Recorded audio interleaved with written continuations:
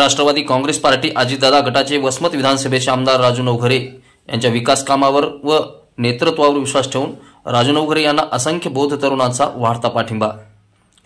बौद्ध समाजाच्या वाढत्या पाठिंब्यामुळे वंचित बहुजन आघाडीच्या मताला बसणार मोठा फटका। वसमत मतदारसंघातील कौठा सर्कल येथील अनेक बौद्ध तरुणांनी राजूभाई नवघरे यांच्या उपस्थित केला राष्ट्रवादी काँग्रेस पार्टीमध्ये जाहीर प्रवेश। सूरज मोरे यांच्या नेतृत्वाखाली जाहीर प्रवेश केला असून यावेळी आमदार नवघरे यांचा बौद्ध तरुणांच्या वतीने जाहीर सत्कार करण्यात आला। सूरज मोरे यांची कौठा सामाजिक न्याय विभाग सर्कल अध्यक्षपदी निवडही करण्यात आली। नियुक्तीपत्र देऊन त्यांना पुढील वाटचालीसाठी शुभेच्छा देण्यात आल्या। यावेळी सामाजिक न्याय विभागाचे जिल्हा अध्यक्ष गौतम दवणे, बाजार समितीचे संचालक मानोते सर, प्रकाश गव्हाणे, भीमराव सरकटे, बबन भटगळ, नागेश दातार, रावसाहेब गवंदे यावेळी उपस्थित होते। या मतदारसंघामध्ये राजू नवघरे यांना बौद्ध मतांचा वाढता पाठिंबा पाहता वंचित बहुजन आघाडीला मोठा फटका बसण्याची दाट शक्यता नाकारता येत नाही। प्रतिनिधी भगवान जाधव, वसमत, हिंगोली।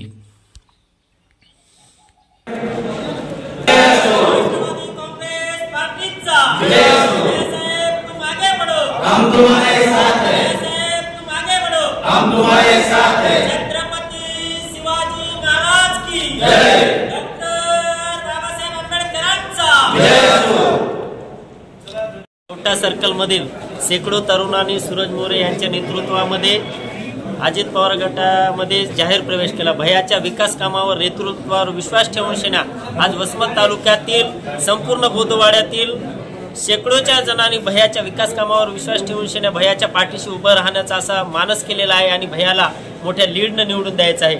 सूरज मोरे हे एक आंबेडकरी चळवळीतले दिवंगत कपिल मोरे यांचे भाऊ आहेत।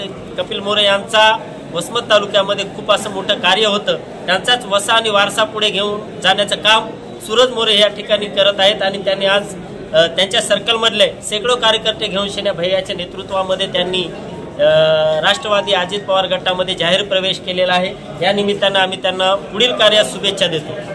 काय नाही, भैयाचे कामं सगळे चांगले आहेत, त्याच्यामुळे आम्ही हे प्रवेश केला राष्ट्रवादी। मागच्या 15 वर्षामध्ये जयप्रकाश दांडेगावकर सुद्धा मंत्री होते, आमदार होते, त्याने काहीच काम केलं नाही। काय काय केलं मतदारसंघामध्ये वाटतंय तुम्हाला? त्यांनी बंधारे केले, समाज मंदिर दिली, रोड रस्ते सगळे गावातले गट्टू बिट्टू सगळं बसविले, पांद्यान रस्ते दिले। आणि दांडेगावकरांच्या काळात काय झालं? दांडेगाव साहेबांच्या काळात काही झालं नाही। चिखलाचे रस्ते होते, डोंगरात काही खड्डे होते, बेरोजगारी दूर झाली। बेरोजगारी दूर झाली।